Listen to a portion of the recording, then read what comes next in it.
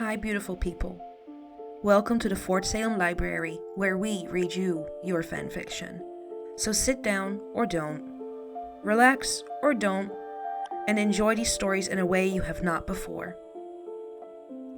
We at Fort Salem Library do not own Motherland Fort Salem or any of the related characters.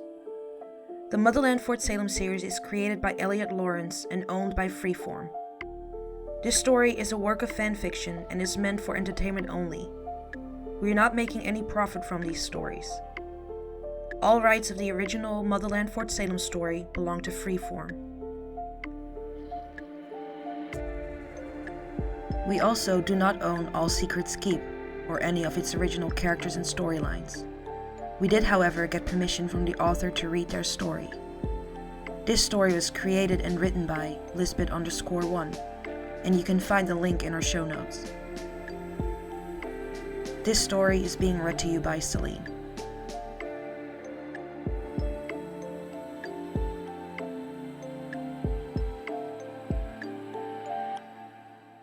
All Secrets Keep, Chapter 2. "Come on, Craven, keep those arms up," Em goaded her, a cocky look on their face as they threw another punch her way. Tally blocked it with her arms, deflecting it to the side, tightening her stance as she watched for Em's next attack. "I am," she gritted out, holding her arms in an X shape in front of her, bruised and shaking from Em's relentless punches. It was a new type of exercise, one Petra Bellwether, the new general of the United States Army, had decided was necessary with the rise of the Camarilla attacks. Witches needed to be not only trained in offensive measures against their enemies, but defensive measures as well, specifically ones that were aimed at protecting their vocal cords. This decision by Petra was exactly why now Tally was finding herself blocking a barrage of punches from Em that were aimed at her throat and face. Beside her, Rael was busy fending off her own attacks from Gregorio, and judging by the look on Rael's face, with each successful block that rattled her arms, she was struggling very much not to punch him back. "When am I going to get to hit you back?" Tally asked with a grunt as Em threw a particularly hard punch her way, one that was sure to leave a bruise on her arm. Em grinned cockily, tilting the head. "When you can do this without your arms shaking."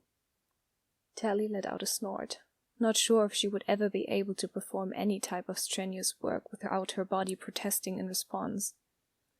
Even after getting through basic, she was not exactly what anyone would call the athletic type, and Em seemed to know it. A retorting quip rose to be spoken, only to die on her tongue as a faint orange glimmer appeared in her peripheral vision. She turned away from Em, keeping her arms up, intense, to block the still coming punches as her eyes settled on the strange sight.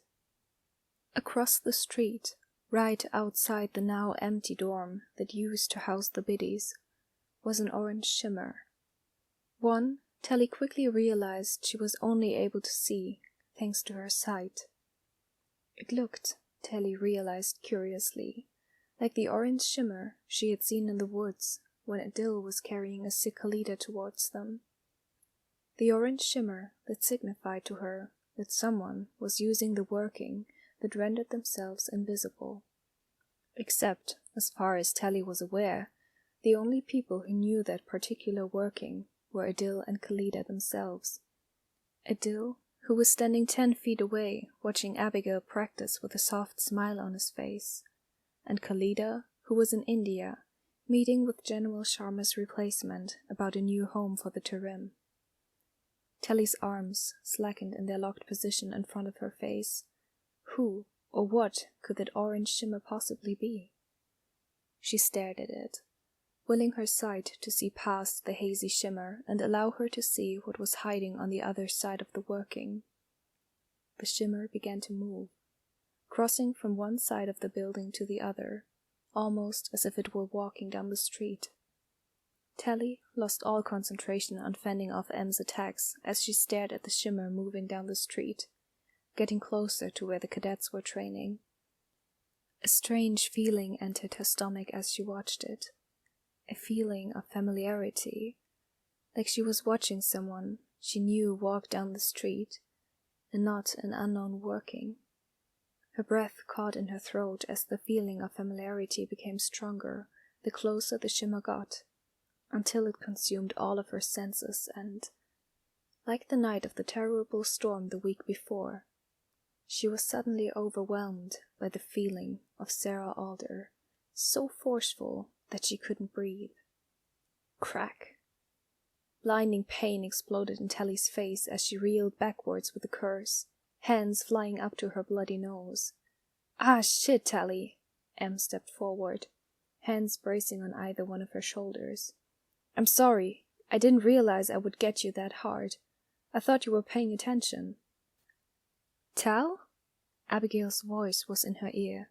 Are you okay? What happened? Riel was right behind her, hands reaching for Tally's nose. Are you okay? You need me to fix that.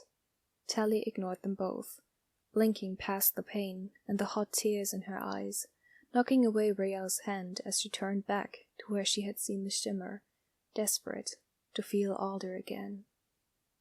Emptiness settled in instead.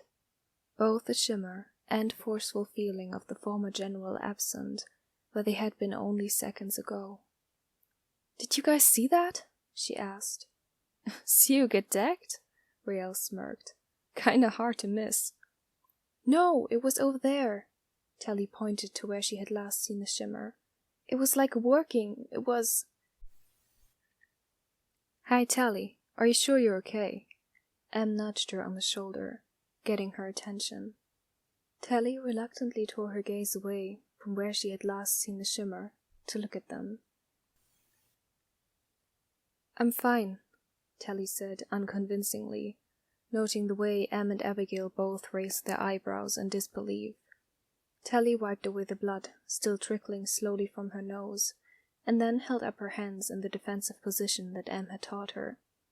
I'm fine, she said a little more forceful. Em sighed, like they didn't quite believe her, but they nodded for Riel and Abigail to get back to practicing, and readied themselves in front of Tally. All right, Craven, they said more seriously than they had last time. Let's keep those arms up. After the practice drill was over, Tally made a beeline for Adil. He seemed surprised at Tally's sudden appearance. She no doubt looked strange, with dried blood all over her face, but right now she didn't care. Tally, Adil said. His voice seemed even, but Tally could see the concern on his face. Everything all right? The working that you have, Tally rushed out. The one that makes you invisible. At Adil's nod, Tally kept talking. Who all knows that, besides you and Khalida? Adil frowned at her. No one. No one at Fort Salem anyway. It is a working that only my people know. I have not taught it to anyone here. His head tilted in confusion. Why do you ask? Tally turned desperately back to where she had seen the shimmer, as if she expected it to be back. I thought I saw something earlier. Something? Adil echoed back to her. Tally whipped back around. Like I saw you, in the woods, when you were using it. I saw you through it. Not you specifically, but I could still see. Adil didn't say anything, just nodded slowly. I thought I saw the same thing during drill. Not a person, but the working itself. I saw someone using it. Tally, that's impossible, Adil said slowly. No one here knows that working besides me. No one, he stressed. I know that, Tally cried, frustrated. She felt so stupid talking to Adil about this. She wasn't even sure why she was talking to Adil about this, but Tally had seen something. She was sure of it. She just wasn't sure what it was that she had seen. But I also know what I saw, Adil. Her voice grew louder as she spoke, drawing whispers from her classmates, who threw curious glances her way. Tally. Adil's eyes were soft, but his expression was pained. I'm sorry, but you had to have seen something different. It couldn't have been the same working that I used. It's impossible, he repeated. But I'm sorry, but I have to go. Adil stood up abruptly, taking Tally by surprise as he turned and walked quickly away. What the hell did you say to my boyfriend to make him run away from you like that? Abigail's voice sounded from behind Tally, only half teasing. Tally turned around, flabbergasted. I don't know. I've never seen him just leave a conversation like that before. Well, what did you say? Abigail repeated, crossing her arms. I asked him about that invisibility working he knows, if he knew of anyone else who knew it, or if he taught it to someone. Abigail frowned. Why would you need to ask him about that? Tally flushed slightly, glancing around at the dispersing crowd of cadets. I thought I saw someone using it earlier during drill. You thought you saw someone invisible? Abigail sounded amused.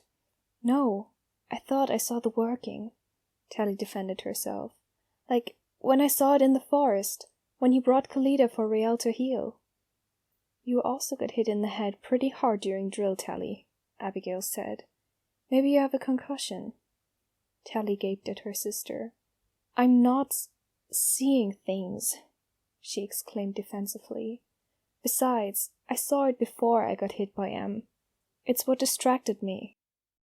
Well, look, Tally, I don't know what you thought you saw, but it definitely wasn't somebody invisible, Abigail said gently, but with that stern bellwether look on her face that left no room for argument.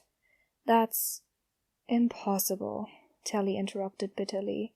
Yeah, I get it. General Bellwether, may I have a moment? The sound of Adil's voice at the entrance to her office had Petra lifting her head from her paperwork, a slight frown coming to rest on her face. Even though Adil and her daughter had a romantic relationship, her conversations with him had been few and far between. She was grateful for how happy he made Abigail, and how sweet and devoted he seemed to her, but for Adil to come into her office alone and request to speak with her? Petra had no idea what could have spurred him to do that. Adil? Petra didn't hide her surprise, folding her hands together and resting them on her desk. What can I do for you? A thought suddenly occurred to her, one that had an icy prick of panic rise in her chest. Did something happen with Abigail? No, ma'am, Adil said quickly, seeming to realize where her thoughts were heading. Abigail is fine. At Petra's nod, he stepped further into her office and closed the door behind him. I'm actually here to speak with you about Tally. About Craven? Petra's eyebrows rose in confusion. What on earth about her?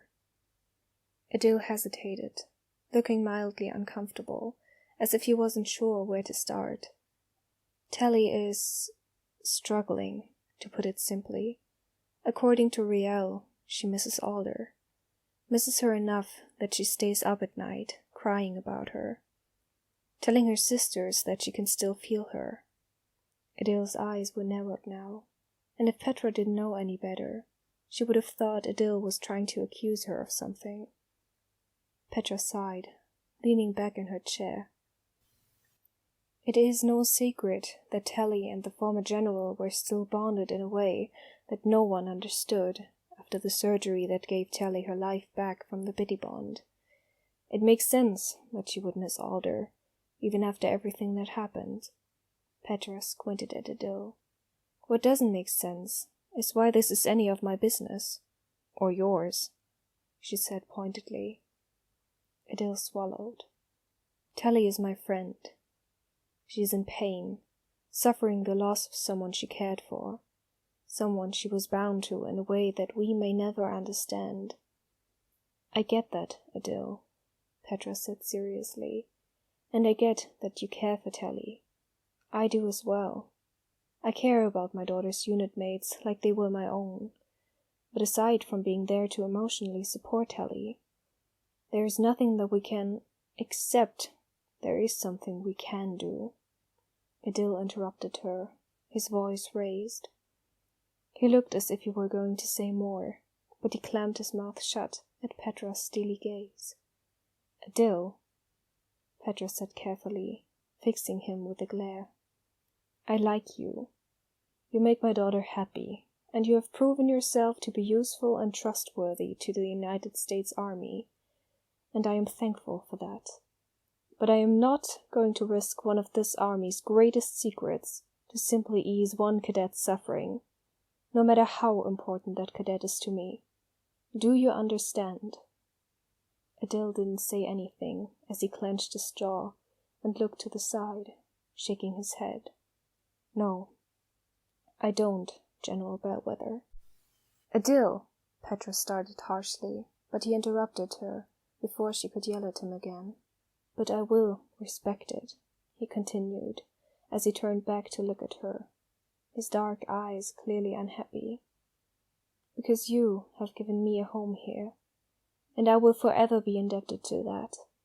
So while I don't understand why, I will continue to keep your secret. Thank you, Adil. Petra nodded stiffly as the boy turned to leave her office, and she sat forward again, turning back to her paperwork. Oh, but one more thing. Adil had stopped in the doorway, 1 foot in and 1 foot out, as he turned back to look at Petra, his dark eyes glinting. You should think about telling the United States Army's greatest secret. Adil's voice was dripping with sarcasm as he parroted Petra's words back to her. To be more careful about when and where she uses that working I taught her. Tally can see it. With his final words ringing loudly in Petra's ears, Adil turned and left her office, uncharacteristically, slamming the door shut behind him.